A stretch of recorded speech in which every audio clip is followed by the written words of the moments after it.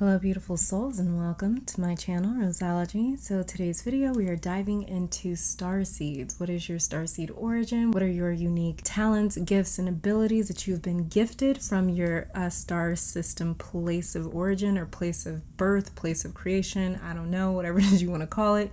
So we're going to be diving into all of that interesting stuff today. So this is going to get very new agey, I'm pretty sure you wouldn't have clicked on this video if you're not into that stuff. So yeah, if you guys already know which pile it is that you want to select, then you can head down to the description section down below for the timestamps to the meditation, the sound selection, as well as the piles, okay?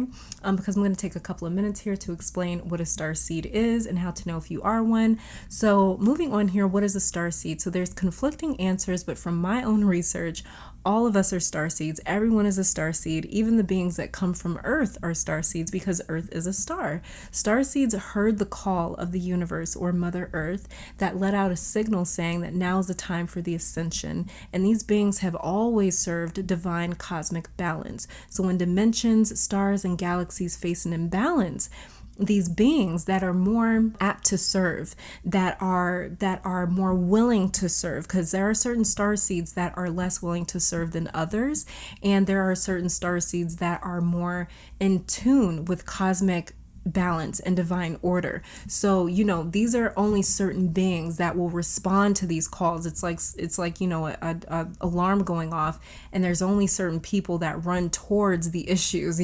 So that's kind of what starseeds are. They kind of run towards the problem to say, hey, someone needs balance, someone needs order, someone needs ascension, someone needs transcendence.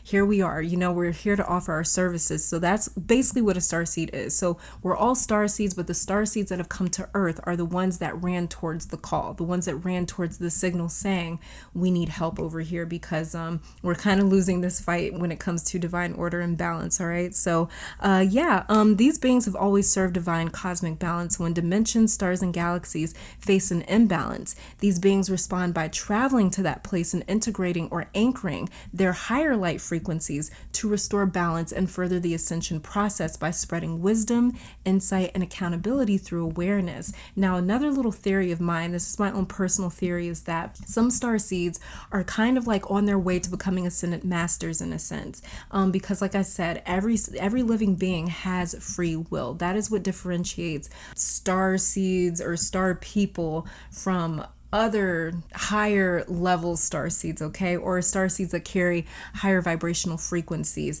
There is a difference there, and the only difference is free will. What it is that these beings have done with their time, what it is that they have learned, how it is that they use their awareness, how it is that they use their powers. This is what grants certain beings more power than others. Okay, so that's just my little theory right there. But people on Earth, we have flesh, blood, bone, and we appear to be human, but this physical body is just an avatar that's concealing the essence or soul or spirit of us. So today we're diving into who or what you are beneath the physical body, what gifts and spiritual abilities you were given to pass on to this realm and planet, and just some more clarity as to who you are beyond this one incarnation. Now, I have linked a pick a card that I did a while ago called Your Earth Mission, and I will link that down below because it'll probably really complement this reading. How can you know if you are a starseed? So I really hate labels, and that's probably why I never did proper research on people's ideas of what starseeds are. But I've spent the last couple of weeks really researching starseeds because I never really bought into it before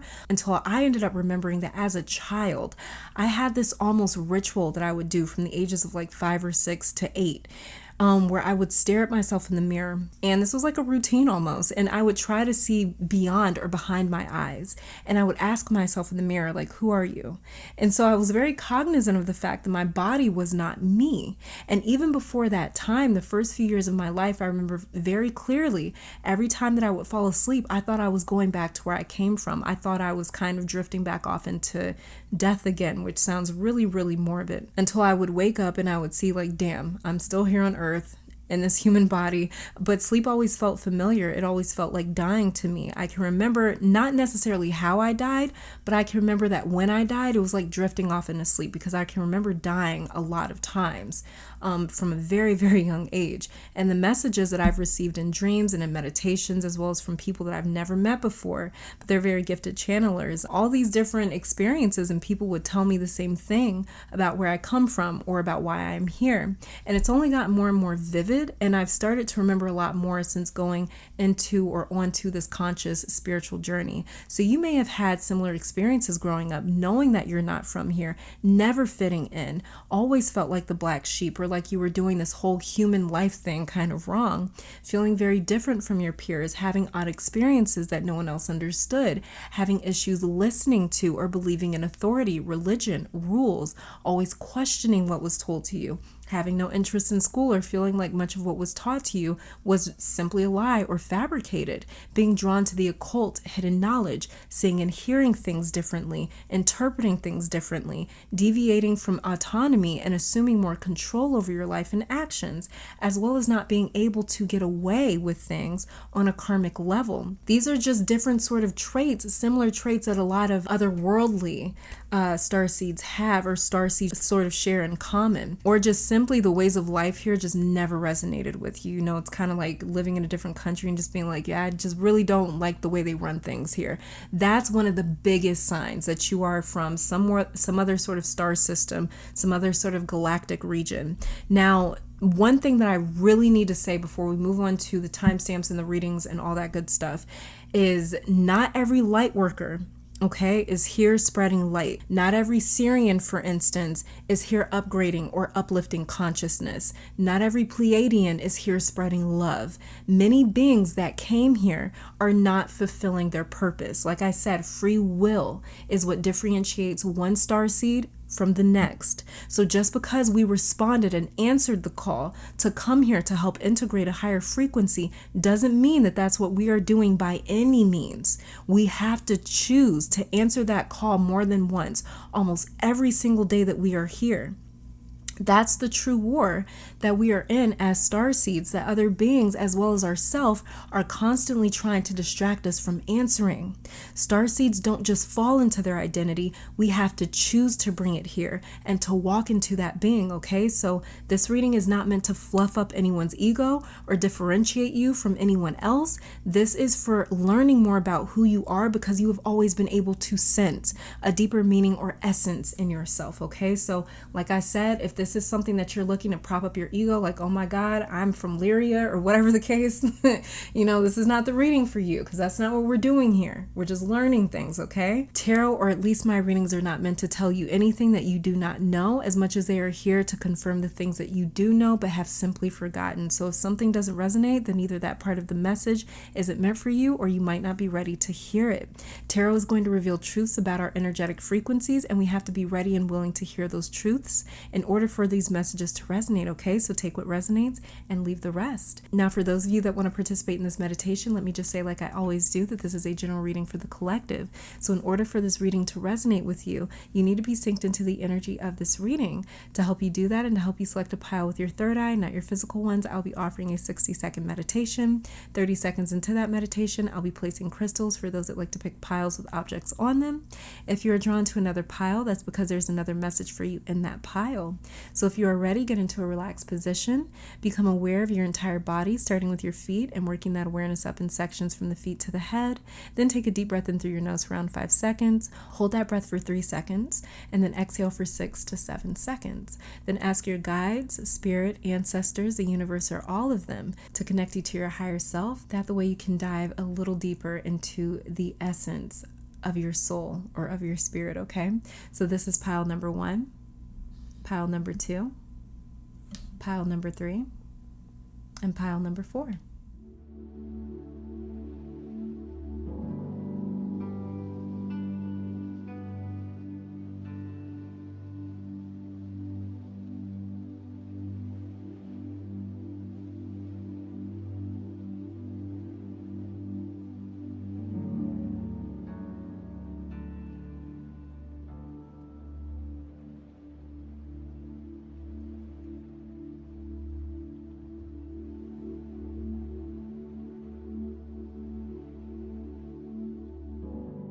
All right, so here on pile 1, we have aragonite. On pile 2, celestite. On pile 3, desert rose selenite. And on pile 4, rainbow fluorite.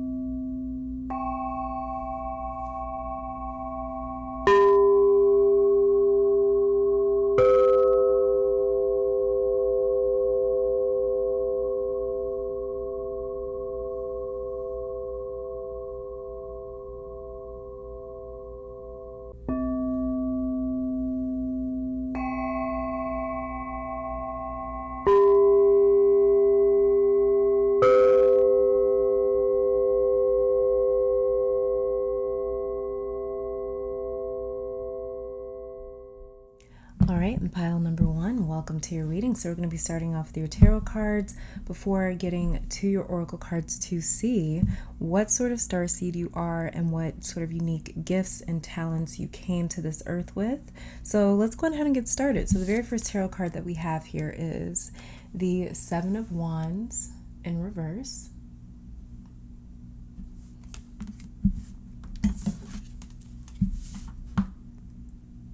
Then the Ten of Pentacles.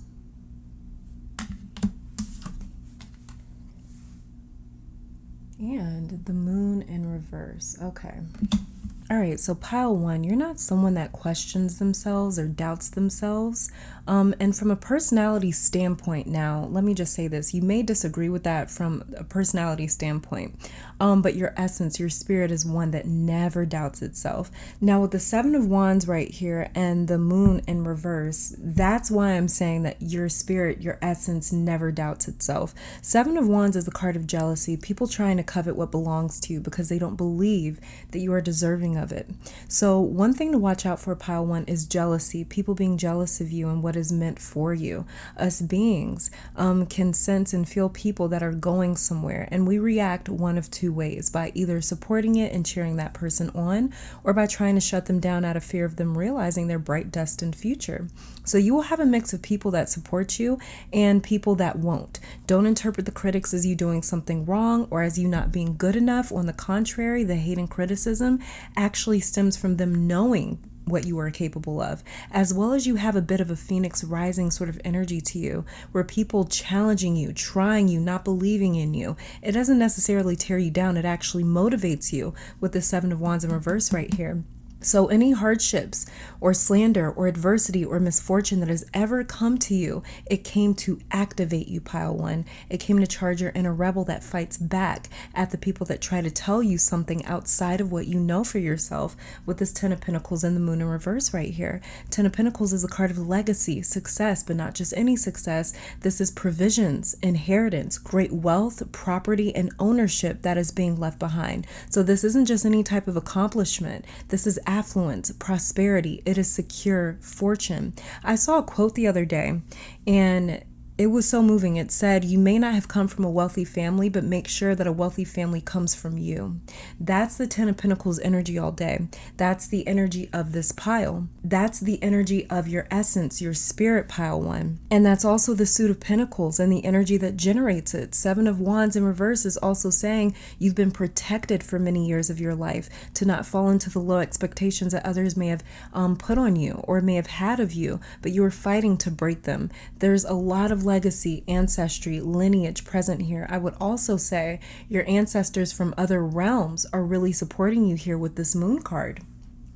It's Moon in reverse. They've given you many gifts and talents too, but you are not easily influenced. The energy here, it feels quite stubborn in a sense. It feels quite stubborn. Let me also say too that before I even started shuffling for your pile, I heard music. So I don't know if you do music, if music's a big deal for you, if you use music for whatever, manifesting, for relaxing, for meditating, I don't know, or for healing, but music is something that kept coming to me very heavy before I even sat down to shuffle for your pile. So I just wanted to mention that. Like I was saying, there's a bit of like some sort of like stubborn energy here. Once you have your mind made up, that's kind of it. There's no changing it. Even if it upsets other people with the Seven of Wands right here, even if it comes to your inner voice with this Moon in reverse, you know the difference between your inner voice and your intuition, or the voice of doubt and fear, versus your higher self. It keeps you out of a lot of chaos and confusion. You may also be someone that spends a lot of time alone as well. That's changing pretty soon if that is still the case for you. I see a family here for you, pile one, your own family, whatever that looks like for you. But there's a lot of love and support here. It's just a very tight circle, and there will be a lot of people that try to infiltrate that inner circle. Some will do it out of nosiness. You know, they just want to know you personally. They just want to know your personal business. Others will do it out of jealousy, and there will be a sense of fans around you as well. Pile one is my pile of overly successful people. A lot of Capricorn, Libra, Scorpio, Aquarian energy right here. All right, pile one. So let's go on ahead and shuffle or pull out some of these little strips. I had to make these little strips of Starseed origins myself because I don't have any oracle cards that cover this many, but I'm going to pull 4. That the way you guys can really, you know, research and read about these different star systems. So I'm going to pull 4 for each pile. So let's see what we get. Give me a second.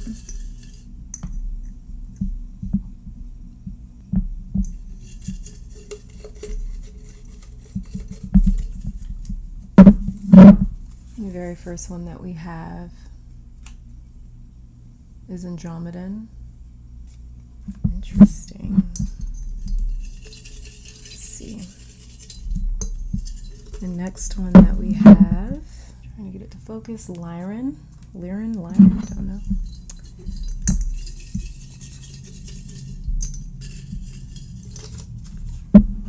This one that we have is Pleiadian. Very interesting. And the final one that we have for my pile 1s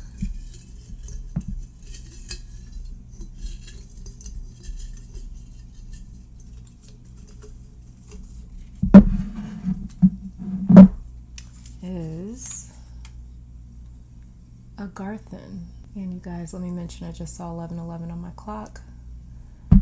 But a Garthan, inner earth. Okay, so the 4 star systems that we have is a Garthan, which is inner earth. Some people believe that the earth is hollow and there's actually civilization that lives inside of the earth. So that's what a Garthan is. It's kind of one of the lesser known ones. Then here we have Pleiadian, located in the constellation of Taurus. So you may have incarnated as a Taurus here. Then we have Andromedan and Lyran. Okay, so I'm going to read some of the traits that I have written down here for these 4 star systems here. That the way you guys can kind of see if it makes sense for you. And then what I'm also going to do is I'm also going to shuffle a couple of astral soul cards right here to see what sort of cosmic energies are supporting you in this incarnation as a star seed here. Okay, so yeah, so when it comes to an Agarthan, the inner earth star system, so the Agarthans are very drawn to the rhythms and cycles of Mother Nature and Mother Earth. They can feel the earth in her movements and frequencies. They can sense when the earth is in trouble or needs help. They can sense storms and natural disasters coming. Very connected to the evolution of Mother Earth and all of her creations. And this would also be the people that see or have experienced or communicated with fairies. Now, like I said, I don't know very much about fairies, or I've kind of talked about fairies in another reading, but I don't know very much about fairies. But people of this star system, people that belong to Mother Earth, are very, very connected to fairies. You may also be a vegan or a vegetarian, an environmentalist. You may also have a recollection of the Great Flood and the many times that Mother Earth has been nearly destroyed. So you may have even had a hand in her recuperating from these major catastrophes back in the day in some of your earlier lives and incarnations. Now, you may have an easy time feeling and connecting to crystals, herbs, flowers, oils, oceans, bodies of water, as well as you could have a strong belief or knowing that there is some sort of like interplanetary civilization beneath the surface of Mother Earth. Okay, now moving on to Andromedan. Now, Andromedan people are very telepathic. They come from their own galaxy, separate of ours, and not as many beings on Earth are Andromedan. So it's actually kind of rare to be an Andromedan here during this time. These people, these starseeds, also want to free those that have been enslaved by the draconian or reptilian race.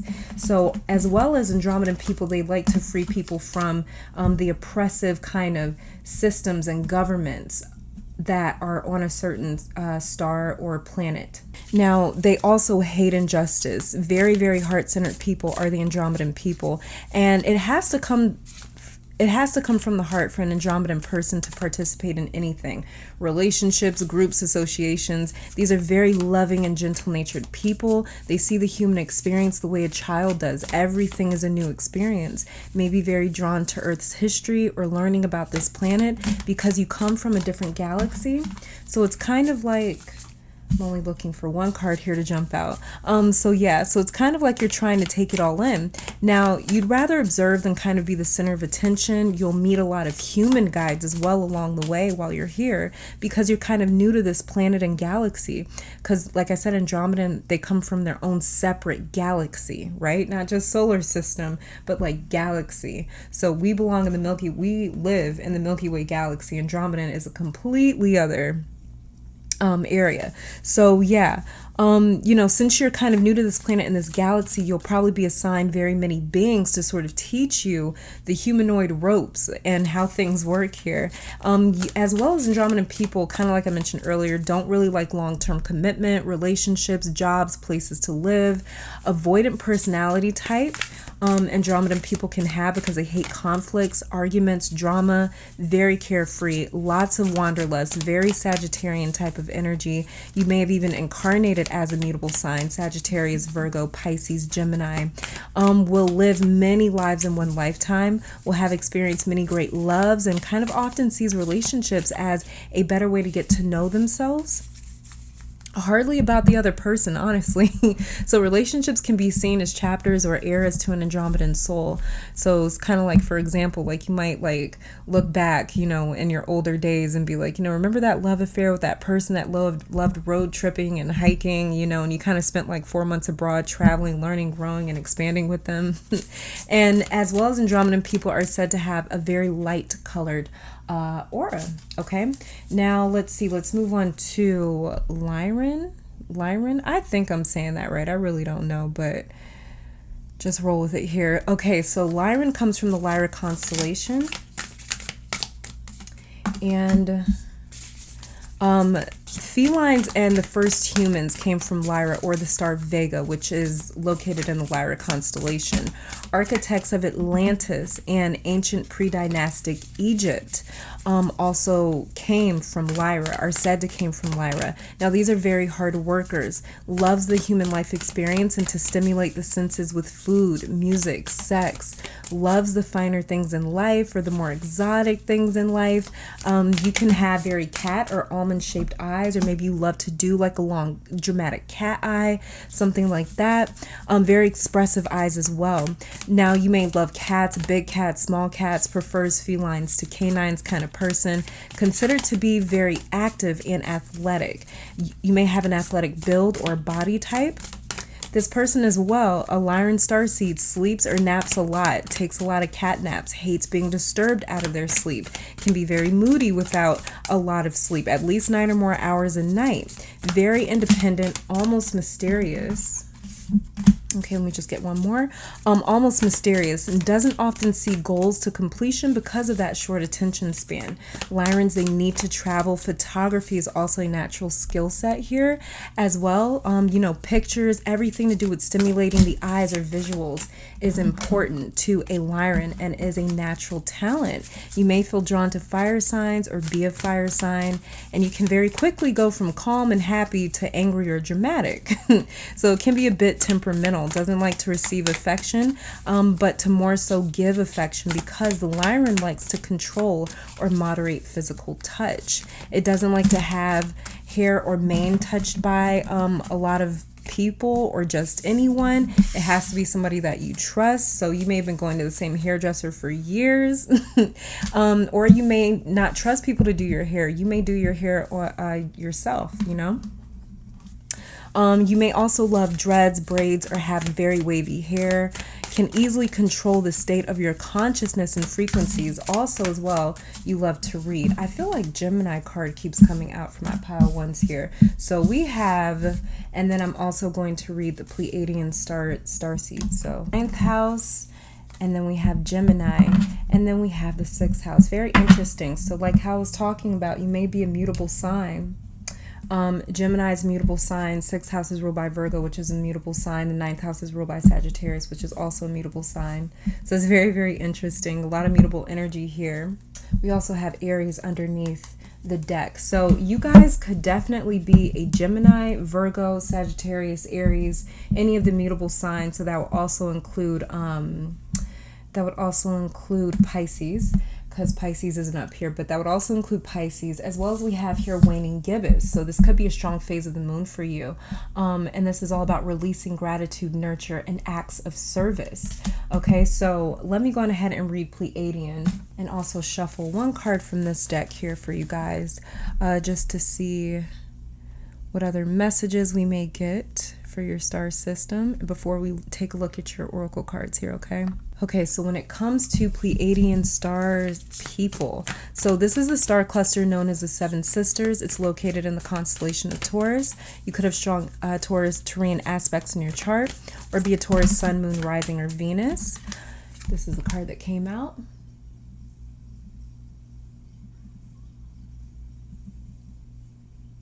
There we go. It says called soul gifts and training. It's time to step up. And then this is what is underneath the deck. Okay, but moving on with Pleiadian star people here. So these are very dimensional people, and they are also known as the record keepers to planet Earth. They're kind of considered the watchers over Mother Earth, right? And so these are very soft-spoken people with beautiful voices, very connected to the divine feminine, as the starseed follows the concept of matriarchal society. So this is a type of person that would be very in tune with the arts, music, dancing, writing, poetry, singing. You can be a very sensual being, very soft touch. Pleiadian people are known to be very tall with very high cheekbones, physically very symmetrical, said to have strong jawlines as well, very sensitive and empathic, connected to a very large mission at a young age. So many Pleiadians may feel very pressured to complete this mission, whatever it is in life. And these beings have a deep understanding of duality, life and death, light and dark, creation and destruction, yin and yang, masculine and feminine, and overall balance, what it takes to maintain divine balance and order. Pleiadian people are also natural astrologers, very close to the stars, able to understand the stars in a more intuitive or a personified way, may even be able to actually feel the frequencies of stars and other planets. Definitely for Pleiadian people, though, you can feel isolated or like the black sheep of your family or with your peers. Growing up may have been very difficult for you to find yourself because you felt different from everyone else. Very empathic and highly talented alchemists as well. Alchemy being the conversion of the self into the highest version. So Pleiadian people easily transmute energies into the earthly planes. But very interesting though, what we had come up is deep cellular healing, Arcturus energy, physical and emotional healing. Okay, so also Arcturus could be that for some of you, or you could, because we can be from, not that we can necessarily be from more than one place, but we can definitely have had a few different lives in other places as well. So Arcturian, the Arcturus star could also be, star system could also be a place where you've been or have come from. And then as well, like we were talking about with the Pleiadian people, you can feel like you have a very big mission in life. And then we pulled the card here, it says called soul gifts and training. It's time to step up. So there could be a lot that you're really trying to accomplish and to achieve in your life, and you might be, especially with this all this mutable energy here, it may be and then we have Aries underneath the deck over here. So yeah, you may be you may feel a lot like, you know, I have to get this done, I have to do these things by a certain time. You may fear your age a little bit as well, pile one. You may kind of feel like you're running out of time, like you have so much to do. Let's get to your oracle cards. The very first one that we have is Runes, Perception. Okay. Then we have Arrow, Focus, interesting. Then we have Shaman, Ancient Healing Wisdom. Wow, okay. And Music, Harmony. You guys, I told you I heard music before I even started shuffling. Let's start off with Focus and Perception. So focus is coming through as discernment for me. You're going to have a very sharp eye as to who is truly for you and who isn't, what people's true motives are and what they want from you. You're also going to know who to trust and who not to. This is a gift from your ancestors, pile one. Divination, I'm also picking up from this perception card right here. Your ability to understand the signs that you receive from the universe is a game changer for my pile ones. And focus is that ambition that's coming through. Like I said, there's a lot of success here in this pile. It'll be a little later on in life though, though, because there's a lot that you have to learn, Pile 1, about how to maneuver in this realm. But you have a very good poker face and are able to almost convince people that you know exactly what you're doing, even if you don't. But that's going to be very, very useful for you. And then, like we kind of touched on a little bit with the Andromedan people, you come from a completely different galaxy. So there's a lot for you to kind of learn here. And that's what I'm picking up again with your oracle cards. And moving on to shaman and music right here. So your gifts, Pile 1, are music and healing. And when you combine these two talents, you get a very powerful force, a very powerful transmutative tool as well. You are able to heal with sound, with music, and your voice. You have a very strong but gentle tone to your voice that makes you sound confident, and it makes others feel that you are reliable. As well as you have ties here to an indigenous people with ancient healing wisdom that you have more than likely tapped into at some point if you intuitively picked Pile 1. Music, dancing, singing is a very powerful tool of direction for you when it comes to manifesting. It also helps keep your frequency very high, Pile 1. So when you're having a hard day, watch the music that's on, because for you, music is very powerful. It can help you in that vibration or help to lift it. Clairaudience and clairvoyance is very strong gift for you as well. But for sure, these energies are all in support of you. And so we have, like I was saying, the 9th house ruled by Sagittarius and Jupiter, the 6th house ruled by Virgo and Mercury. We have Gemini, which is ruled by Mercury. It rules the 3rd house. And then we have Aries over here underneath the deck, ruling the 1st house and is ruled by Mars, as well as waning gibbous. This could be a very powerful time of the month for you, okay, when the moon is in that waning phase. So yeah, for sure, Pile 1. And then for the 4 star systems that we have, one last time, we have Lyran, we have Andromedan, Pleiadian, and Agarthan. Okay, so this is all that I'm seeing for my Pile 1s as far as it goes with my star seeds, what your talents and gifts are. And like I said, if you guys want to know more about your Earth mission, you can check out that reading down below. But this is all that I'm saying for my Pile 1s. Thank you guys so very much for tuning in. I do pray that this reading brought you guys love, support, clarity, and strength. Let me take this time to thank your guides, my guides, our higher self, amazing spirit, for these messages. Hopefully you all come back to visit sometime soon. But until next time, stay safe, stay blessed, and keep conquering the world. Bye, guys. All right, and Pile number 2, welcome to your reading. So we're going to be starting off with your tarot cards before getting to your oracle cards. And then as well, later on, we'll be shuffling a couple of little strips out of this jar right here to see exactly what starseed you originate from or come from, okay? So let's go ahead and get started. The very first tarot card that we have here is the Queen of Wands in reverse.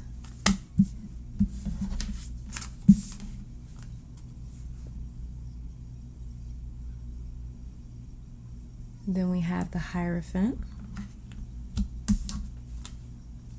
and the Knight of Swords also in reverse. Okay. All right, so you're definitely not impulsive, Pile 2. And before I even dive into that, let me say that these traits that I'm describing here may be different from your personality, but this is the energy that I'm picking up from your spirit or your soul. So, you know, these things can differ a little bit. But there is definitely not a lot of impulsivity and risk-taking with this pile here. Now, when it comes to your spirit, now when it comes to your energy, your frequency, especially because we have the Queen of Charm, Seduction, and Confidence, the Queen of Wands right here in reverse, and the almost chronic or compulsive Knight of Swords is in reverse, while the Hierophant sits upright. Now, the Hierophant is the card of hierarchy, order, preservation, succession. So this card is kind of like a mandate. Everyone has to answer to the Hierophant because he's the only one that can speak to God.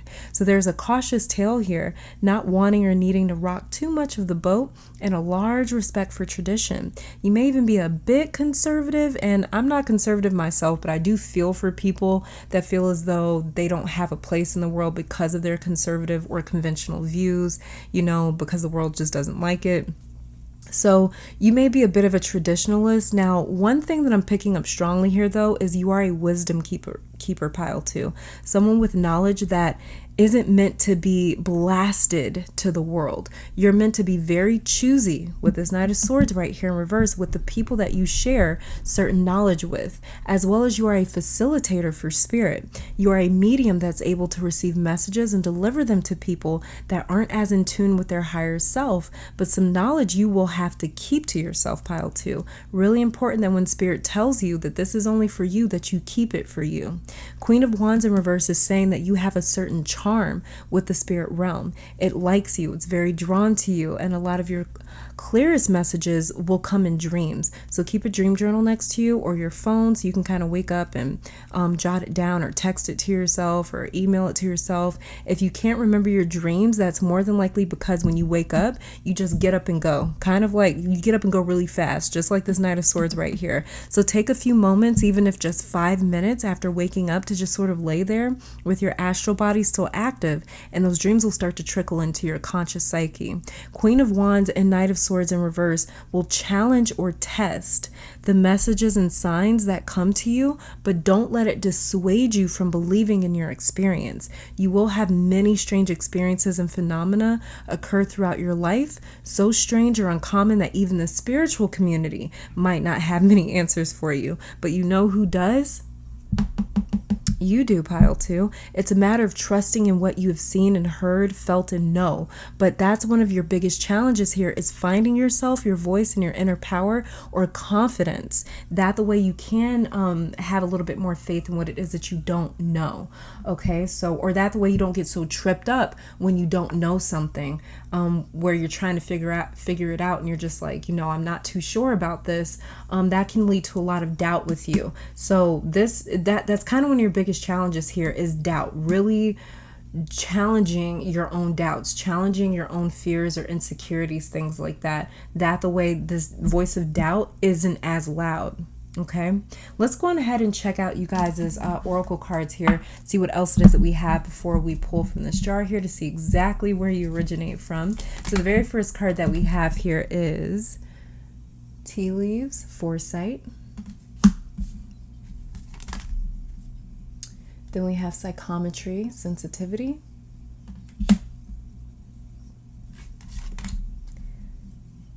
Fire, Spontaneity. That's funny.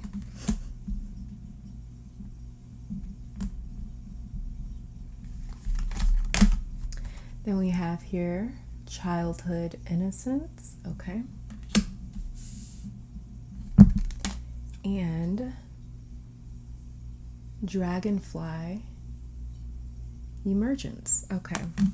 So let's start off with sensitivity, foresight, and spontaneity. So you're highly sensitive. Like I said, the spirit realm just really loves you, pile 2. It's very drawn to you or attracted to you in a sense. And that's why you have such strange experiences. And tea leaves, foresight, is strongly alluding to clairvoyant abilities. So you also have the gift of sight. And it's interesting because in the Hierophant here, the face is blinded by this light, and his body, let me hold this up so you guys can see. His face here is blinded by light. His body is made up of stars. And on his chest is this eye that also looks like a galaxy. So you have very strong clairvoyant and telepathic abilities. I just saw the word telepathic. So you also have telepathic abilities where you're able to talk to other beings, especially when you're meditating or asleep, something like that. So sleeping is the sleep realm, the dream realm is very, very active place for you. You probably have dreams almost every night that you sleep. And if you don't have dreams, because we all dream, but if you don't have dreams, if you can't remember them, like I said, it's because when you wake up, you kind of wake up and just go. Or you kind of wake up and you check your phone first thing in the morning, or you wake up and you're thinking about like, oh my gosh, I gotta get ready for this, or I gotta do that, or I'm gonna be late for this, or you wake up to an alarm clock, something like that. Another sort of little tidbit to kind of help you remember your dreams or to help you dream a little more vividly is to actually play some sort of sound at night. Because what happens is as your body drifts off to sleep, your mind, your consciousness, it stays focused on that sound that it's hearing. So playing some sort of a frequency or playing some sort of like maybe nature sounds will really do that for you. This is something that I do every single night. I notice that my dreams are crazy, crazy strong. Now moving on to fire, spontaneity. It's funny because the first thing I said was that you are not a spontaneous or impulsive person, but we did have the Queen of Wands here, who is the Queen of Fire and quick action and impulsivity in a sense, but she is in reverse, as well as your Knight of Swords is the Knight of Impulsivity, but he is also in reverse. So this may be something that you learn to sort of cool off is your need for adventure and to jump in and do things. You may not be as adventurous or hot-headed or as daring as you used to be when you were younger with this childhood card right here. Or you're learning to be a bit more spontaneous in your older age with this dragonfly emergence card. We have a lot of frequencies here talking about fire with the dragonfly, the fire card, and the Queen of Wands. So you could also be a fire sign, moon, rising, or Venus, and that would be Leo, Sagittarius, Aries, or have hard aspects to fire energy in your chart that you're starting to embrace. You may also have something like a trine or a grand trine to the different fire signs in your chart, because there's a part of you that's surfacing or appearing or beginning to express itself more. So it could be that it was suppressed by your childhood or an adult figure with this Hierophant right here. You may have had a very strict parent or a parent figure growing up that kind of tempered that spontaneity in you, and you're finally reconnecting back to it now. And even though you may have had your childhood seemingly stolen away from you when you were a kid, you never lost it. That innocence, it never left you.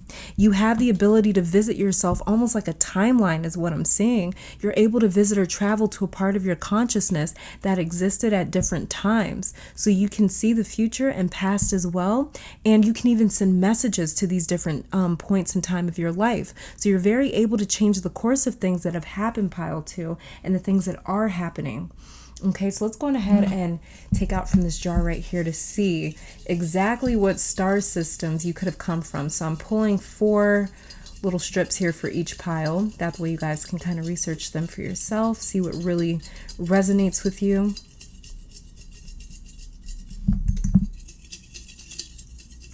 Okay.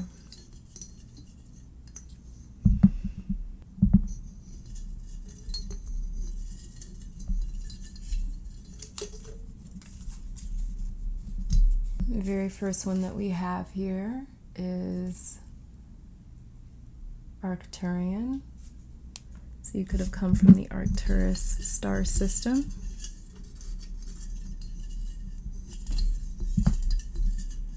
Next one that we have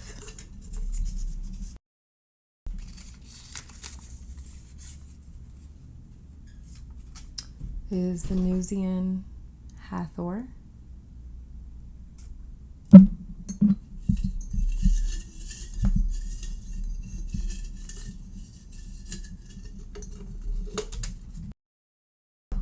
Next one that we have, Lemurian. Okay. And the final one that we have for my pile 2s is Indigo.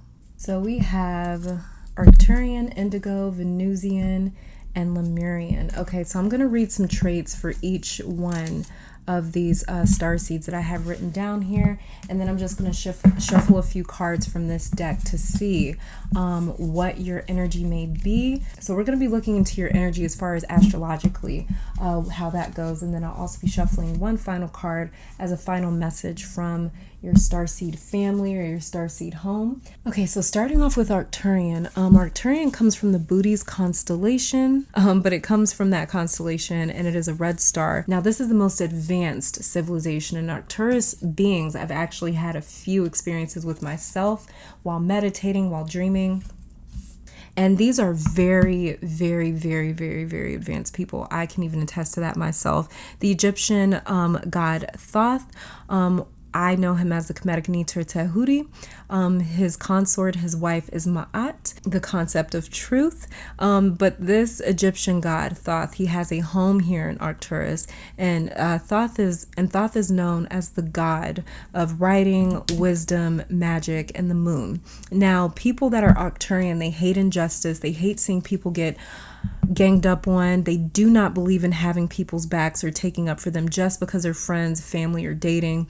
This person believes in fairness and truth above everything else. Very telepathic person. You may also remember coming from here, being made here, or entering through this portal, the Arcturian portal. Some say it's where we travel when we die, should we pass the test of Ma'at, which is truth. So this is known as a very heavenly place.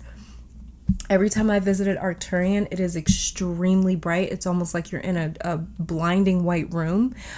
So it's a very interesting place. But the beings that are there and the beings that come from Arcturus have a very close relationship with death. They do not fear death because they usually remember dying or not being physically alive just yet. Now, these beings do not shy away either from anger, or they express themselves through anger rather than sadness. Very confident and highly driven beings, very highly driven to succeed, and they are also said to incarnate with darker skin tones on Earth. Now, Arcturian beings can be the type of people that live in or seek to live in the public eye. Attention comes very easily to these people. These are very organized and neat people. They love to keep a clean home. They understand the importance of keeping a clean home. They also love technology, metaphysics, sacred geometry, and every time, like I said, that I've personally been visited by an Arcturian being, fire is their medium. It is what they use to see, to control, to create, and even to cleanse themselves. Interestingly enough, I actually saw the process of that during one visit from them, and it was wild. Okay, so with indigo, a great amount of indigos were said to have come to Earth around 1970. Now, indigo people hate politics, governments, people, societies, and organizations that try to think for others. They strongly believe in every being having a right to utilize their own free will and their own mind. Loves to challenge the status quo, always asks the question why. These are very highly sensitive beings, prone to depression at very early ages as well. Drug, alcohol, or some other vice is very appeasing to the indigo person, as they feel a need to frequently escape reality. Earth can feel a bit like a prison. They refuse 9-to-5 jobs and careers, hate anything that is repetitious. These are very creative and highly intelligent beings, though. Very quick thinkers are my indigo people. Indigo people are also described as very exciting, even rebellious. They may have been considered a bad influence growing up, rather than, they'd rather lead than work in groups as well. Or they'd rather just work alone entirely. This indigo person also wants to bring down the old constructs and systems. The occult is very interesting to an indigo person at a very young age. Strong psychic abilities are known to be very common to an indigo person at a young age as well. More than likely, an indigo person saw entities, ghosts, angels, even demons or aliens at some point. Highly clairvoyant beings. More than likely love ASMR, and these beings are known to have an indigo aura. Okay, so moving on to the Venusian people. So very, very sensual and passionate, channel all of life's experiences through their 5 senses. These people are very drawn to the great mother or divine feminine archetype. Highly spiritual beings that frequently loses their center and has to kind of learn how to ground themselves. They can also seem very lost in thought a lot as well. Now, the higher chakras for a Venusian person are almost always activated with the starseed. This is a big lover and almost influencer of the new age, and they are often very attractive physically and facially, strongly pulled as well to ancient Egypt. The Neter Hathor, also known as the cow goddess, the Egyptian goddess Hathor, also known as the cow goddess, or Venus, Aphrodite, Oshun, Lakshmi, Freya, Ishtar, and Nana. These goddesses may have also made themselves very, very aware, or they may have made themselves very apparent to you.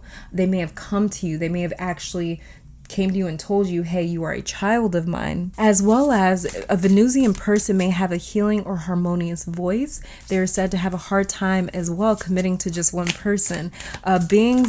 Venusian people also bring a sense of sensuality, pleasure, and beauty to spirituality. They can also teach others how to love and to please. May also be a tantrika in this incarnation on Earth.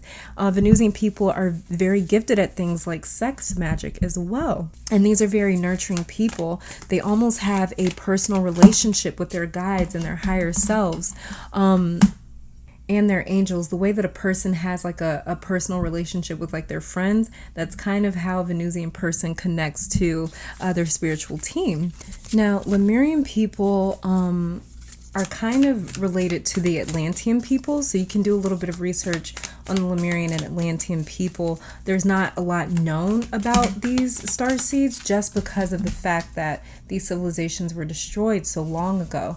A few things have survived. We have card Saturn here. A few things have survived, But yeah, for sure. Let me just get one more.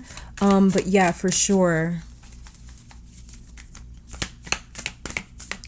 These people from the Lemurian and Atlantean kind of places, these civilizations are very philosophical, very spiritual, are very in tune to kind of healing and the healing arts, different technologies that are used for healing, for divining, for knowing, for understanding, for clarity, things like that. So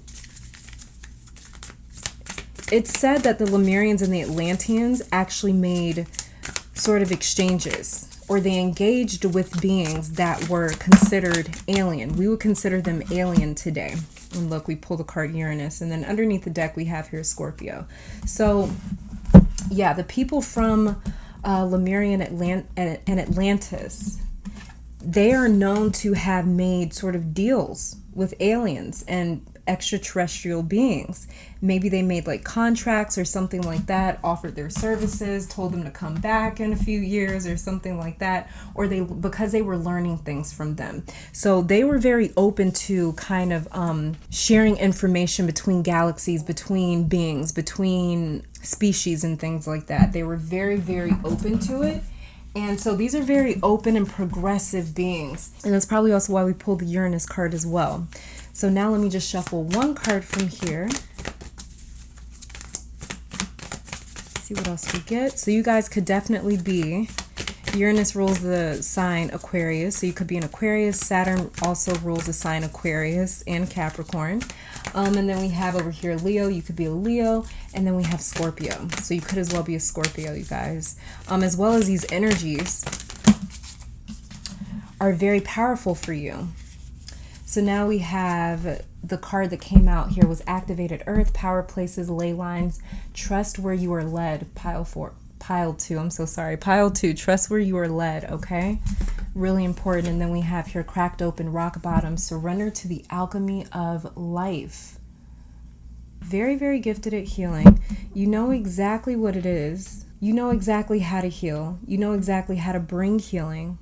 So that's a very big thing for you that you're very gifted in. As well as Uranus, this is a very progressive thinker. Saturn is extremely mature energy and sign, or not sign, but planet. Saturn is extremely mature planet, extremely mature energy that has a very good understanding of karma and a karmic balance. And then we have here Leo, that is meant to shine, that is meant to kind of perform, be on a stage, live in a public life. I think we also talked about that with, what was it, Arcturian people or Venusian?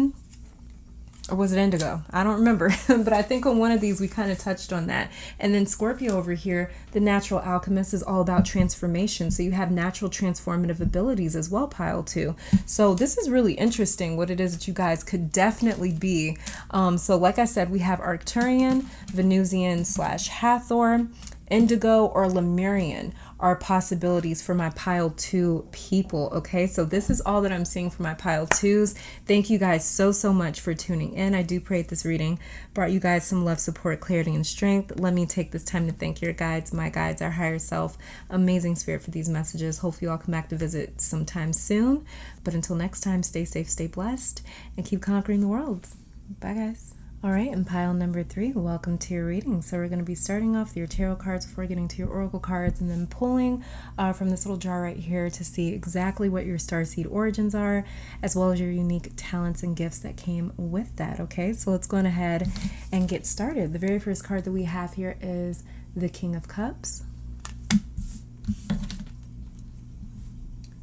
the Seven of Cups in reverse, and the Eight of Wands. Okay. Okay, so first of all, pile 3, some of the first thing that we have to get out of the way, and this has probably nothing to do with your starseed origin, but some of you are in for a decision that you have to make. It's a big decision and you are afraid or cautious of making it because you're afraid of what comes with it. Some of you as well may be afraid of success even because of what comes with it, the need to keep up with it, to maintain it. Now, the first message that has nothing to do with your reading is to allow your inner masculine to step in, pile 3. You need to support or you need support from your inner masculine, okay? Because something you've been working on or something that you've been working at hasn't been budging, and it's because of this uncertainty or doubt or confusion or hesitancy. Now, once your inner masculine is invited in and you surrender to it, things are going to start moving at lightning speeds, okay, with this Eight of Wands over here. Now, besides all of that, what I'm seeing here is you are a lover or a romantic. You may even call yourself a hippie or something like that. And trees, very strong image of trees are coming through here. You might talk to them, hug them, be very drawn to trees or tree imagery. You may have paintings or pictures of trees in your home, but I see it very clearly for some of you. Now, moving on though, I feel like you are a Pleiadian starseed possibly. I think we already pulled Pleiadian for a different pile. So if you chose that pile, I'm not going to mention which one it is. But yeah, so it's not going to come up for your pile with the little jar right here. But I do feel that energy here. Yeah, but that's one of your possible origins for sure, is Pleiadian or Venusian, maybe even Syrian. I think all those came up for a different pile already. Like I said, you may have picked it, but we'll take a look in a couple of minutes here to see exactly what your starseed origins are popping up as. But you have a charm to you. You feel very laid back, and let me say your personality might not be like this, but your spirit or soul's energy is what I'm reading, and it's very chill. It loves a good vibe, and it loves to mostly have fun. It doesn't like a lot of heavy emotions. Matter of fact, I think you try to disengage or mitigate most issues and arguments, even when you know someone has the right to be upset or to rage. You have this like cooling or calming effect to you, very Piscean sort of energy. You also seem to have a glow about you as well, physically, and you are also a charmer. I try to avoid saying it in this pile, but I can't help it. You have this charm to you where people really appreciate your energy because it's so calm. Now, you're not always like this. That's the energy. That's the interesting thing here. This reminds me all day of Mama Oshun. Her energy is beautiful. She is the Orisha of beauty, seduction, magic, mystery, sweet water, but she's untamed. So while she loves hard with everything in her, that much of a capacity that she has to love, she's also known to have a switch, and if you don't appreciate or notice her efforts and what she brings, she can quickly turn merciless, even vicious, by pulling away. And when she pulls away, you have to pray that she gives you a second chance, because she doesn't give those out very easily. And I see that with the Seven of Cups in reverse here. You can be very loving, but you can also be heartless if you are pushed there. You almost don't know how to react to people that have taken you for granted or slighted you or disrespected you. It's kind of like this crapshoot. You don't really know what you're gonna get. These intense emotions and feelings that come sporadically when warranted is actually your protection, pile 3. It's boundaries. It's your way of saying that you've been kicked out of this Garden of Eden. You being the Garden of Eden, pile 3, you are the Garden of Eden. And when someone has sort of crossed a line, you almost prohibit them from your paradise, from your energy, from your presence, from your efforts, from everything it is that you bring to the table, from everything that you do. And your viciousness, which isn't common, but it is there, you are capable of it. It discourages people from thinking that they can come back and forth in and out of your life. And if you have people that are in and out, it's not very many people that you allow this with. Without a very good, they need to have a very good reason as to why they are not consistent when it comes to that. Most people that you have had a falling out with, though, you never heard from them again, and they never heard from you either. So while you are highly empathic, psychic, you are also very cold to the core at the same time. You can be. So you might not be very comfortable with feelings and emotions just yet, especially with the Seven of Cups in reverse, because of that quick change from one degree to the next. With this Eight of Wands right here, you can quickly change your frequency and your energy for sure. Let's go ahead and check out your oracle cards though. But that's what I'm definitely getting reminded of right now. It's some sort of star system that also kind of has to do with cats and felines in a way, but we'll check it out. Okay, let's go on ahead. The very first oracle card that we have here is Dowsing Rods, Seeker. Okay.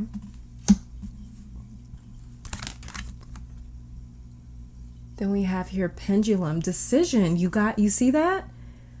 That's what I was picking up then. That's what I was picking up when I first looked at you guys as tarot cards, and I was like, ooh, y'all are in for a big decision. No, it's probably, it doesn't feel bad. I don't know, maybe it's something that's really intense for some of you, but yeah, that's interesting that that card came through. And then we have here Dice Gamble. Oh, okay. That's interesting. Seeker, decision, gamble. We're going to dive into that. Okay. Next card that we have here, ceremony, invocation. Beautiful. And clouds, shape-shifting, like I was saying. That's exactly what I said. Okay. So, let's start off first with ceremony, invocation, and cloud shapeshifting. So like I was saying, you have this ability to go in and out of these very different frequencies, and it kind of polarizes people. So it's not that people fear you, they just have a lot of respect for you, whether they say it or not. And that's because they know how to treat you. They really don't want to be on your bad side either, because they know that you don't settle for anything less than what you deserve when it comes to treatment. Now, and when it comes to respect, ceremony invocation is saying when you focus or channel your energy, you are definitely not alone, pile 3. You have a lot of ethereal beings that hear you and work with you in your rituals and your ceremonies. And if you don't have a regular practice, create one, because it's very rejuvenating and refreshing for your spirit. Pile 3, your spirit, it needs these regular spiritual baths and these regular sort of like stimulating ceremonies, almost in a sense, these spiritually stimulating ceremonies and moments to just connect to spirit. Some days you may feel like all I want to do is read about lost civilizations or research ancient magic and religions or sit out in nature. You get these sort of sporadic feelings like I really need or want to do this, or yoga just popped up as well. Yoga just popped into my mind. I saw the word yoga. So I don't know. These random things for you might not have compiled them into like some sort of a routine. And that may be because you don't like routines. But this is your spirit telling you, hey, I need some food or some energy. I need some substance.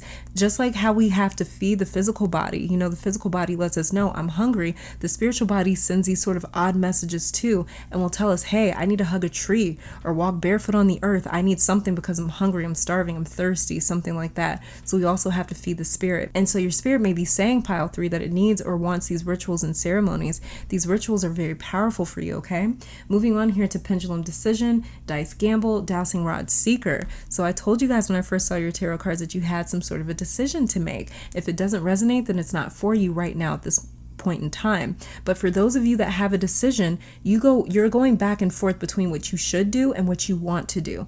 And dice gamble right here is saying that if this decision is really perplexing you that much, then throw caution to the wind and just make a decision. Just pick one or the other. Roll some dice, flip a coin, and let fate decide for you, because you're really seeking the perfect answer. And right now, pile 3, you don't have all the intel that you need to feel confident in one answer or the other. So don't stress looking for it, just decide. So in terms of talents and skills, we know that ritual, ceremony, and your ability to divert from one extreme frequency to the next is a bit of a gift of yours, as well as you using tools to help make decisions. My pile 3s, you know how to bind energies to objects. You're very gifted at that. You're very good at that. You're very skilled at it. Even if you've never done it before, you know how to put or bond energies and entities to different objects to use them for clarity and decisions. So you may have certain makeup that you wear when you are trying to look a certain way. You may have a certain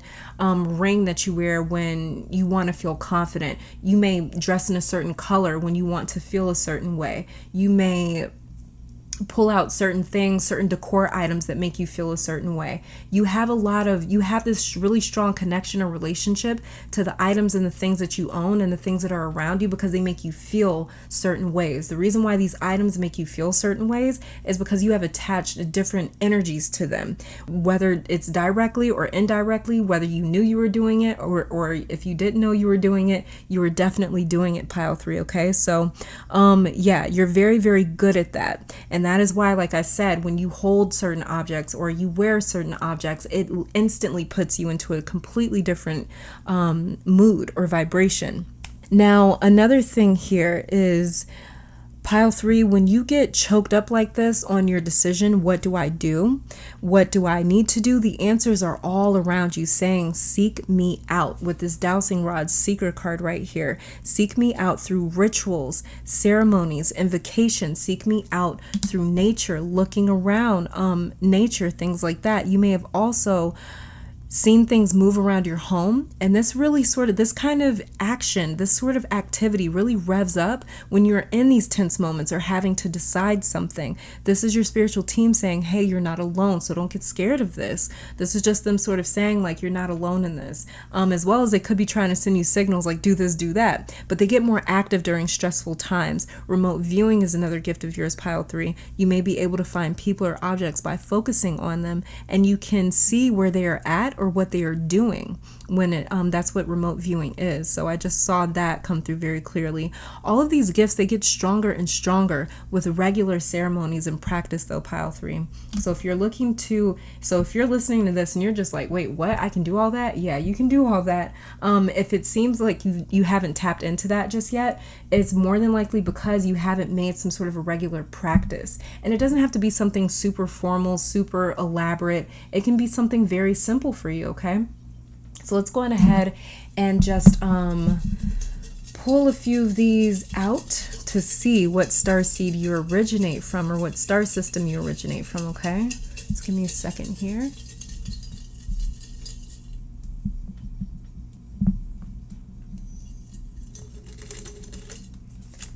Very first one that we have here is crystal. So you could be a crystal child, okay? I'm pulling 4 out for each pile. Oh, that's 2. Let me shuffle those around. The next one that we have is draconian. Interesting. Okay.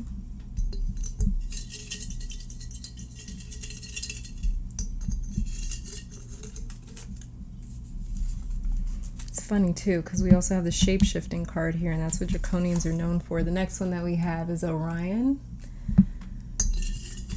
and the final one that we have for my pile 3s, the energy just really kicked up very, very strongly for your pile. I'm feeling it heavy. Martian. Okay. The energy for this pile really kicked up. It's almost a little hard to concentrate or focus. When I was focusing on picking your strips right here, the energy just picked up a lot. So what I'm going to do is I'm going to take a few minutes here to read the different traits of each one of these star systems, and I'm also going to shuffle a few cards right here to see what astrological sign you may be. For those of you that kind of go off of things like that, it may make it a little bit easier for you to resonate with the messages or with the readings. But don't think that if you don't see your sign pop up, don't think that this message is not for you. If these different traits from these different star systems resonate with you, then trust me, if the reading resonates, you don't need these cards to say like, oh, you're a Libra and you happen to be a Libra. You don't need that. All you need to do is resonate with the message, okay? But I am going to pull some just to see what we get, okay?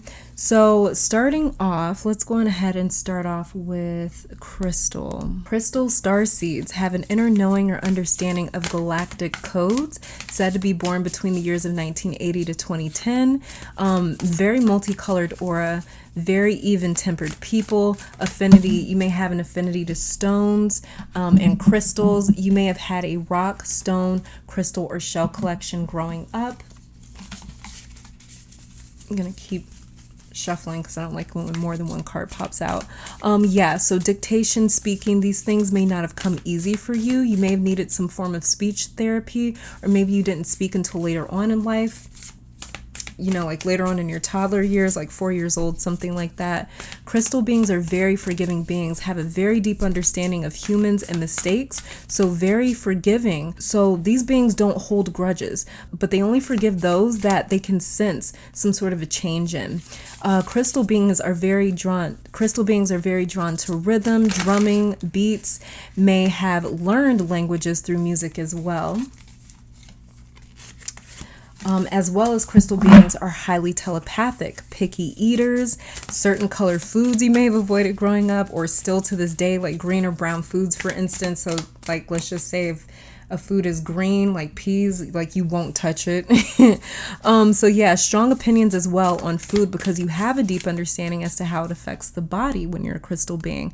As well as crystal beings are very drawn to water and deep healing abilities, may have been drawn to older people, older partners, older romantic partners, kind of an old soul type of person, type of energy that you have, that crystal beings have. And crystal beings always seemed very mature growing up, may have very heavy Saturn placements. Okay, moving on here to draconian beings. Now this one's very interesting here. I almost wasn't going to include the draconians.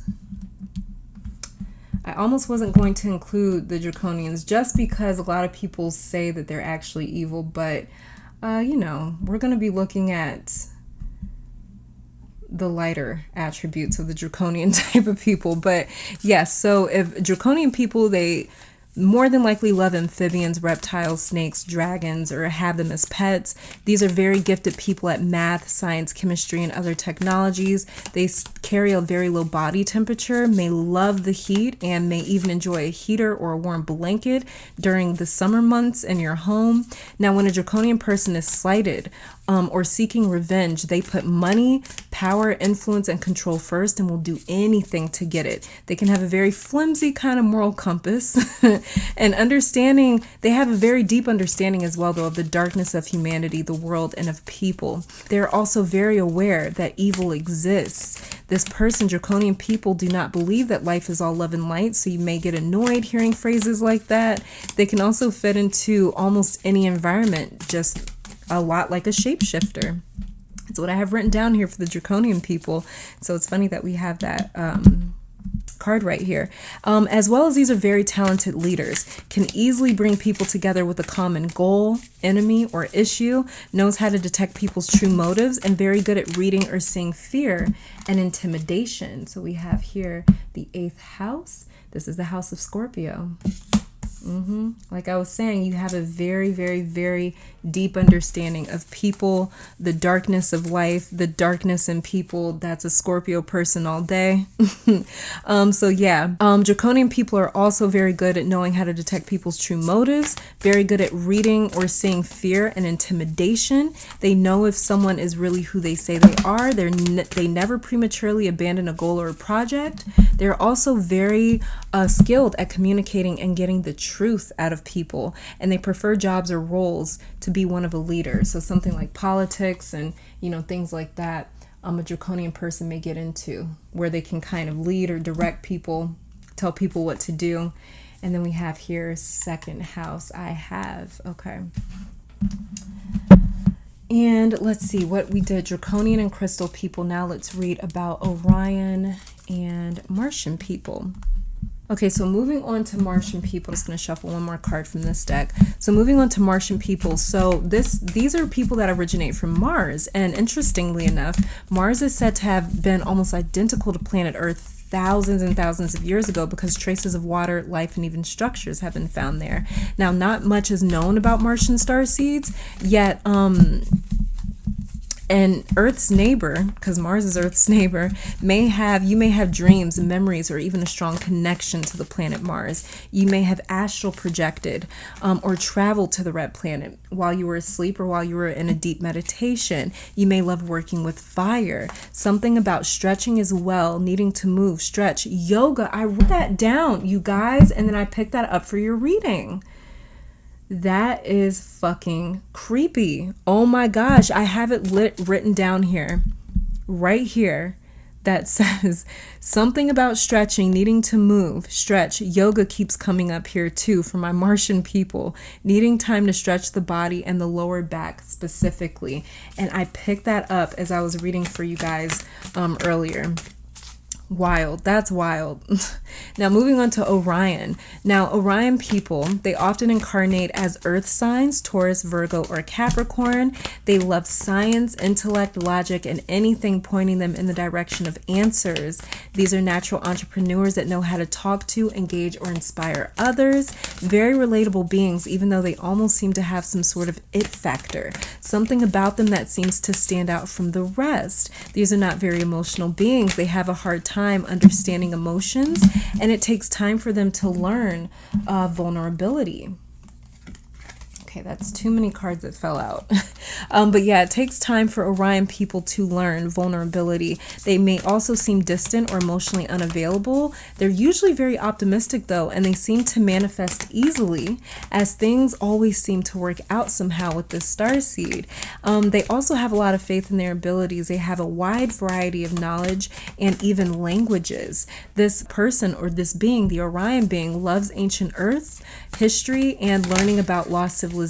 Very strong ties to ancient Egypt and Mintaka, and unapologetically opinionated this person is, and they do not conform to societal standards. They don't care how much of the trend is moving in one direction. Orion person does not care. These are very stubborn people because they're hardly influenced by anyone else, and they also have a sense of knowing who they are. Okay, that's 2 cards. Keep going. They also have a sense of knowing who they are, and they seem to easily fall into their own character and identity. They may also have a strong string of failed relationships, often finding the one at maybe like a later age or later on in life after succeeding in some other area. They also love exploring, going to other cultures, checking out other philosophies. They don't subscribe to any one belief because of the belief that knowledge is everywhere in all things. And when you look at the Orion belt, you may feel a sense of home or familiarity, or like you've been there before, okay? And then the card that came out here is your life as a canvas, artist, manifestation, creative, accountability. Beautiful. And then we have here breath of the cosmos, my will to thy will, micromanaging the universe. Sounds a lot like manifestation to me. Underneath the deck we have here cracked open, rock bottom, surrender to the alchemy of life.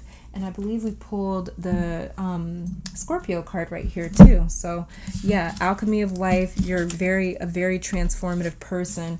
You transform very easily. You've probably lived a few different lifestyles. So yeah, we have here the 8th house, which is Scorpio, so you could be a Scorpio or have very strong Scorpio placements. 9th house, which is ruled by Sagittarius and Jupiter, and the 8th house is also ruled by Pluto and Mars. And then we have here the 2nd house that is ruled by Taurus and Venus. And then we have the void, of course, which says pause in time, change of plans, limbo, improvisation. So this is void, of course, right here is kind of talking about the decision that we were talking about earlier. And then breath of the cosmos, my will to thy will, micromanaging the universe.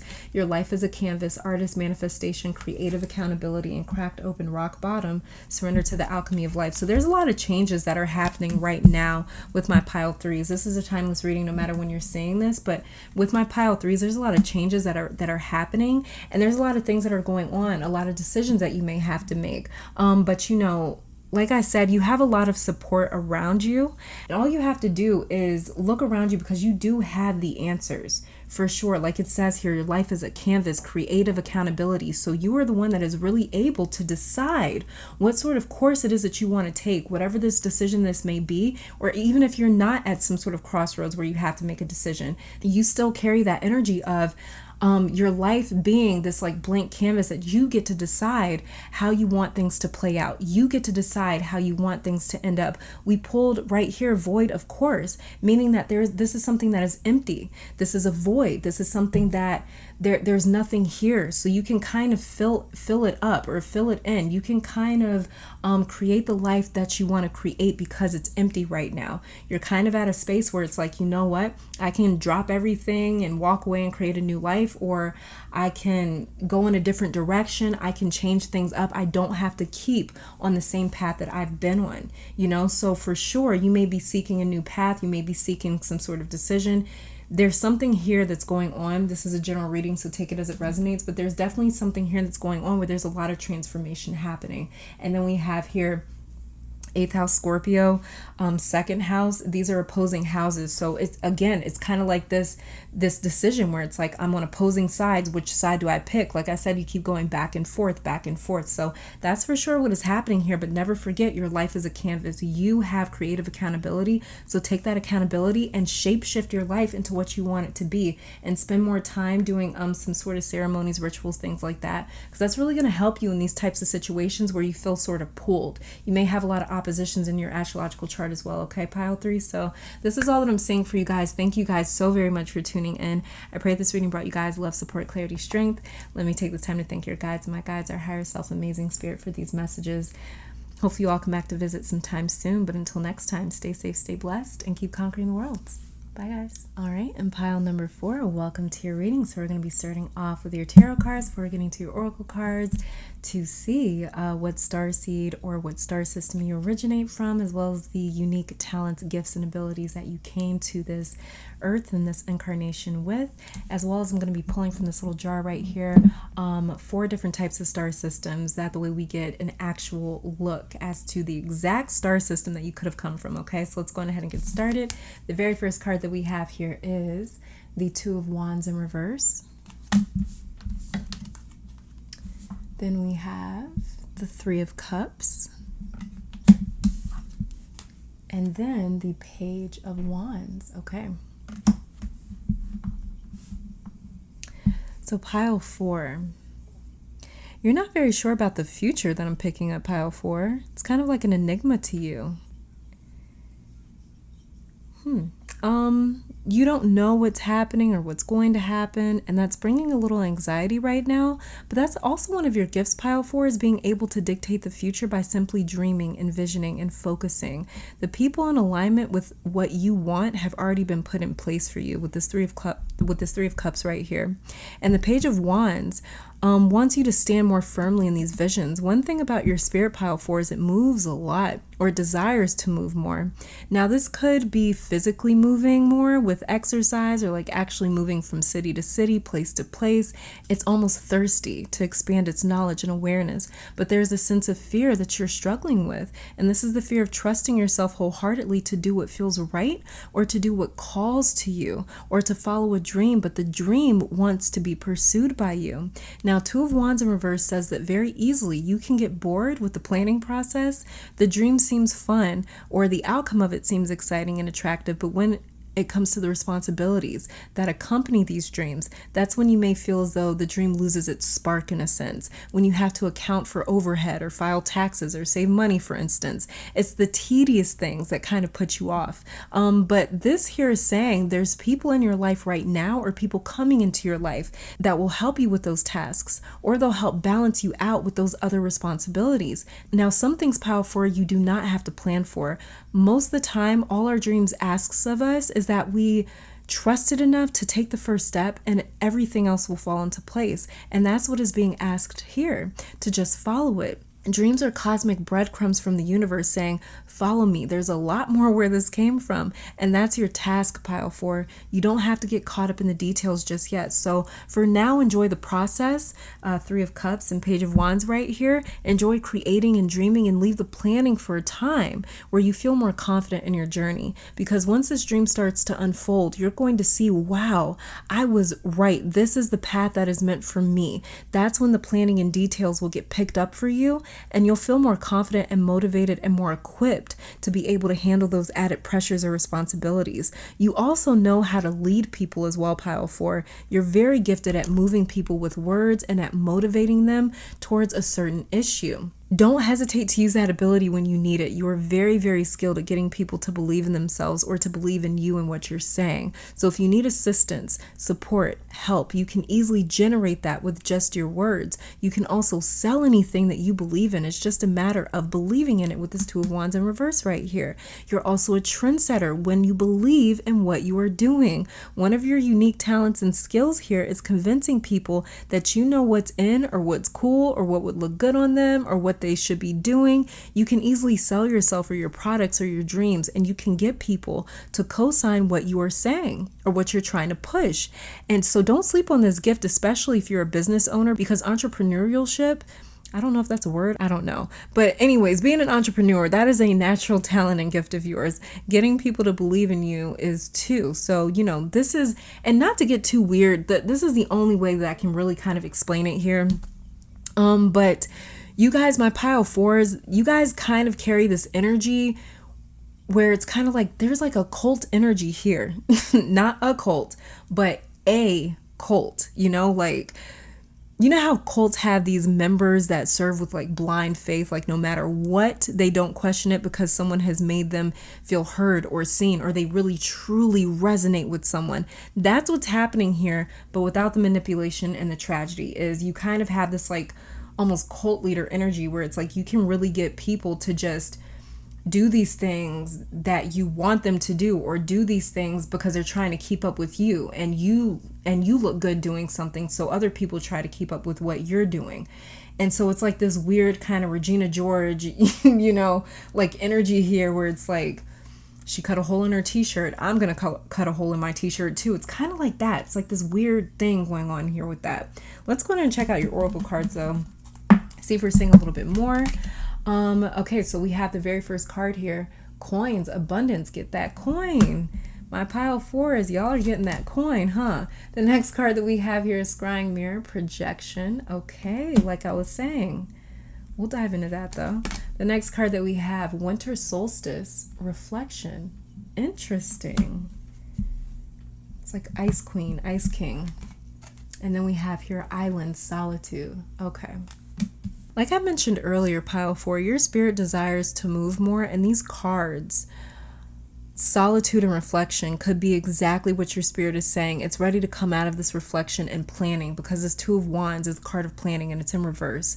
And so your spirit may be ready to move. Your gifts come strongest in times of solitude and when you are reflecting. But if you spend too much time isolated, thinking and contemplating, that's when you start to overthink. That's when you start to second guess yourself. Scrying mirror, projection, coins, abundance. Starting off with scrying mirror, projection, like I was saying, you are a natural trendsetter. You know how to project your views and ideals onto others, like I was saying about this sort of cult energy here. And coins, abundance, you've got a naturally business savvy mind or mindset. And abundance, money, is also saying that fortune is able to come to you very easily because, like I was saying earlier, you know how to sell yourself or sell what it is that you've got. Whatever you trade, whatever your trade, talent, or skill set is, you don't have to worry about being the best and perfecting it, because you've got something that perfection does not have, and it's that it factor. It's that presence. Only a few people carry that presence or are granted a presence, because only a few people tap into their natural talents.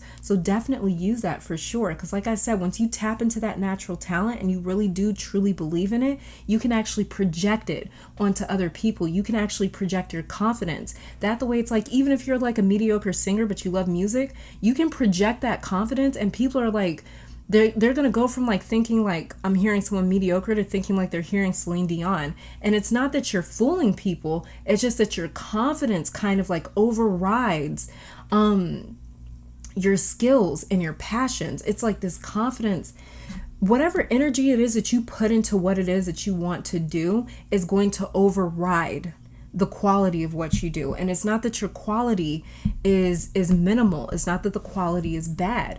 It's just that the confidence pushes it to a different level where people really think, like, let's just say you make clothes, for instance, right? You can be somebody that starts like making your own clothes and selling them on your own, and you can convince people to pay like $200 for a shirt, for a t-shirt, just because of the simple fact, and it's a simple t-shirt with just a simple, printing on it or something like that. But you can convince people to spend $200 on a t-shirt where maybe it's only worth $20, but because they feel like they're really getting something of quality because you know how to sell it, they're willing to pay more. Okay, so it's like that. That's what I'm trying to say there. But it's a very, very, very, very good skill set to have. Okay, so let's go ahead and pull from this little, well, we only have four strips left now, so we might as well just take them all out to see exactly what star system you come from. So, oh wait, we only have 3 left? Did I pull an extra? I must have pulled it. Did I pull an extra one? Nope. Okay. So we only have 3 left. All right. So we have, oh yeah, that's right. So the very first one that we have here is Syrian. Okay. Then Atlantean. Wow. Okay. And Rainbow.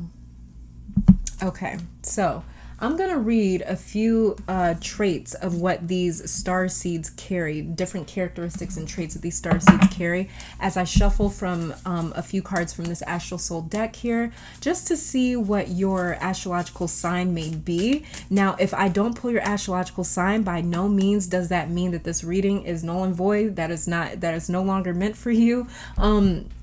I just pull these just for kind of reference, because people, you know, in case your sign does come out, you can kind of use it for reference. But if the reading in the pile is resonating, then ignore these cards, okay? I'm just pulling them just for the people that would like to know. So we're going to see what kind of energies are...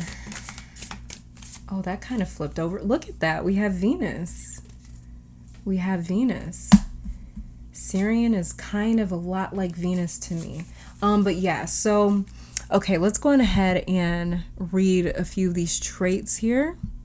Okay, so Atlantean, if you're from the civilization of Atlantis, then you may have strong memories of the civilization. You may research a lot about this ancient advanced place. You may have a strong pull to Atlantis. Interesting note here is your mother may have had a rare or uncommon pregnancy symptoms and complications with you in particular. And out of the rest of your siblings, like the rest of your siblings may have been like a smooth pregnancy, yours may have had some strange symptoms or complications when your mom was pregnant with you. Maybe, like, for example, like maybe she didn't know she was pregnant for a long time, or maybe she thought the baby was lost for a time. As well as close encounters with extraterrestrials are very common with Atlantean people. You may communicate regularly or have had communication with aliens and otherworldly beings. You may have recurring dreams of Atlantis as well as the Great Flood that swallowed it.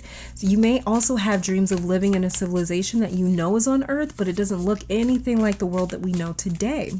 And you may know or have an understanding of the technology that wasn't taught to you in this incarnation, but you may understand it anyways, from some sort of past life. You may even be drawn to the sea, the Atlantic Ocean in particular, or you may be terrified of large bodies of water or water in general.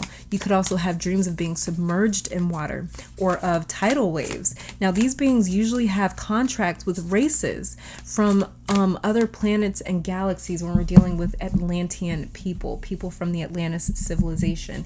They made contracts with beings from other planets and galaxies and star systems, things like that. So, or we'll do rainbow first. Okay, so for my rainbow star seeds, more than likely you were born after 2005.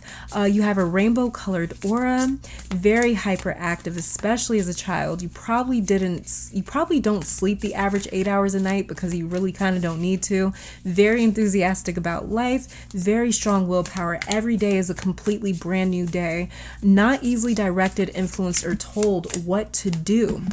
When we're dealing with rainbow star seeds, very sensitive, forgiving, and loving. Vesta devotion. We'll keep it out. Yeah, very sensitive, forgiving, and loving are my rainbow star seeds. They also love to create and to keep their hands busy with some form of expression. You may talk a lot with your hands. Rainbow star seeds make friends very easily as well. They're very telepathic, have strong healing abilities, and colors speak very strongly to the star seed. You may even be painters, artists, architects, fashion designers, builders, constructors. Like I said, you really work with the hands. Now, if you promise something to a rainbow star seed, you have to come through. If not, they will never depend on you again. So that may be a common trait of yours, where it's just like, if somebody lets me down with their words, I will never believe in them again. Your word is when you are a rainbow star seed, your word is your bond, and a rainbow star seed will not tell you or commit to or promise anything without showing up. Very open, understanding, and accepting, very progressive people are my rainbow star seeds. Now moving on to Syrian star seeds. So this is the dog star Sirius, which has been the basis of several religions, cultures, beliefs, and philosophies for many civilizations along in the world. The ancient Egyptians are probably the most well-known civilization that really highly believed in or worshipped the star Sirius. There's other civilizations as well, and as well as many other African tribes that really worship or venerate the star Sirius. Now, Syrian starseeds do not like having large groups of friends or associates, but they actually prefer a small circle of confidants. They have a very strong interest in magic, alternative healing, even holistic healing, metaphysics, witchcraft, archaic magic, and knowledge. Sirius starseeds also have a strong interest in the original names of entities, energies, beings, spirits, angels, even demons, because they understand how powerful a name is.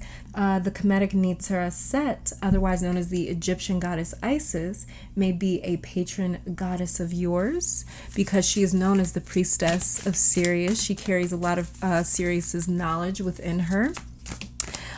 As well as you may have a very deep connection to water and aquatic life. You may dream of swimming, or you may dream of water animals. Now, Syrian starseeds love to daydream and escape through the imagination. They also have a yearning to travel or learn about ancient and lost civilizations, may incorporate old rituals, magic, annotations, and chants into routine practices. Syrian star people may be very connected to... I don't like when more than one card pops out, so we're going to keep shuffling. Syrian starseed people may be very connected as well to their past lives or have dreams of the past lives. Can be very good at hypnotizing others in the self when you are dealing with a Syrian starseed, as well as Syrians are naturally attuned to healing with sound and vibrations. They are also said to have very strong Lyran starseed traits. So I forget which pile had the Lyran starseed. Okay, so this is not showing me any sort of really energy, astrological sign. So let me keep, we got waxing gibbous right here, but I'm going to keep going to see if any signs pop out. So yeah, where was I at? Yeah, you could have strong Lyran starseed traits, so you might want to look up the star system Lyran as well. And Syrian starseeds will defend animals and the planet above all else. They quickly come to the defense of the defenseless. Now, Syrian starseeds, they don't get angry easily. It takes a lot for them to abandon or give up on a relationship. Syrian starseed really has to be pushed to their breaking point to completely give up or abandon someone. You may have given a lot of chances to people that have hurt you. Now, if you're a Syrian starseed, you may love dogs and canines. More than likely, you are drawn to or receive guidance from several ascended masters and highly ascended spiritual beings. Is likely on track as well to becoming an ascended being for sure if you're a Syrian starseed, as well as you may face many trials in this earthly incarnation, but that is because it is meant to. But that is because you are meant to win, you know. But either which way, you're going to be greatly tested as a Syrian starseed because you are working with such high vibrational energy. So this life here as a human is going to be very challenging at some points in times because of that high frequency that you naturally emit, that you naturally have as a Syrian starseed, if that's what you are, okay? So I'm not seeing, the only signs that I'm seeing that you could be is a Taurus, a Libra, as well as a Cancer because the moon rules the nodes. You could also have a trine, some sort of trine or grand trine in your chart, pile 4. Trying to see if we get one sign. But yeah, like I said, we have Venus, which is ruled by Taurus and Libra. So you could be a Taurus or a Libra, or a Cancer as well. Okay, so we have the first house here. First house is ruled by Aries and Mars. So you could as well be in Aries. So that's all we're really getting. Yeah, that's all we're really getting for your pile 4.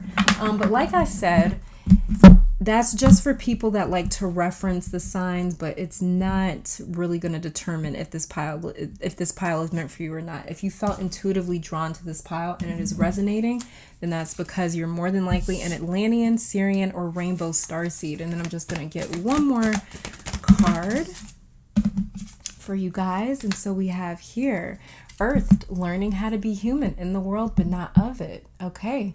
So yeah, I think we kind of touched on that a little bit. I forget because I said so much for your pile. But I think we touched on that a little bit, how maybe you're very good at trend setting.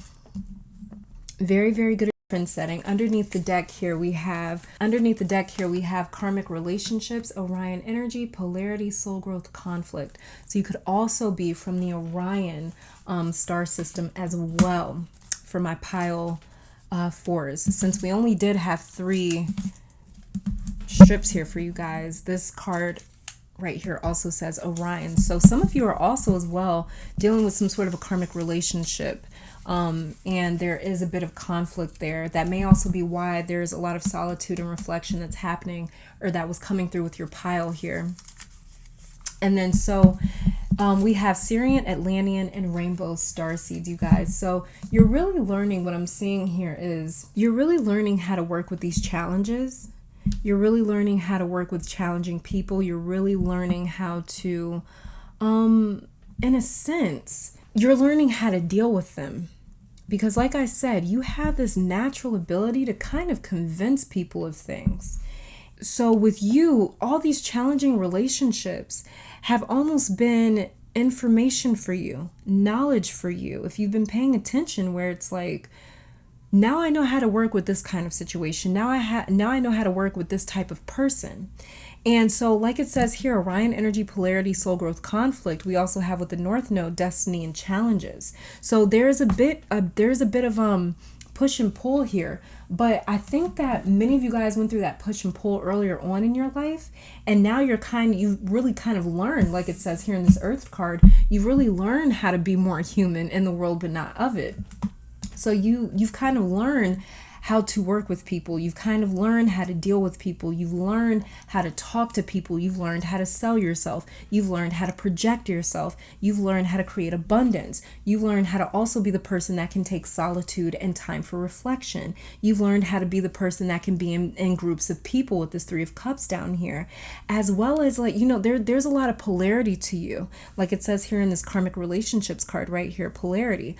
So there's a lot of polarity to you, where it's kind of like, yes, I can be very around people, very of people, very outgoing, but at the same time, I can also be very reserved, almost reclusive in a sense. So yeah, there is a bit of a polarity to you, but this is a kind of one of your gifts as well, is the fact that you are able to exist almost like in 2 places at once. That's the interesting thing here. You're able to almost be all these different multitudes of people. So yeah, for sure, I could see how for sure Atlantean would come through, or Syrian, because Atlantean people, their civilization was destroyed, but they still carry a lot of their knowledge and information and wisdom. And so it's kind of like they're learning how to walk with this very high vibrational frequency, walk around with all of this knowledge, walk around with all of this information, walk around with all of this wisdom in today's world. So that's why I'm saying, like, it's kind of like you've really learned how to exist in 2 different places at once.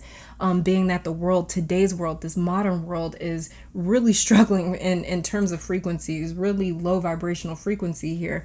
And if you're somebody from Atlantis or Sirius or a rainbow child, a rainbow starseed, you're somebody with a very high frequency, and you're really learning how to deal with both of those frequencies, how to exist in both places at once, which is really interesting here. But this is all that I'm seeing for my pile 4s. Thank you guys so very much for tuning in. I do pray that this reading brought you guys love, support, clarity, strength. I want to take this time to thank your guides, my guides, our higher self, amazing spirit, for these messages. Hopefully you all come back to visit sometime soon. But until next time, stay safe, stay blessed, and keep conquering the world. Bye, guys.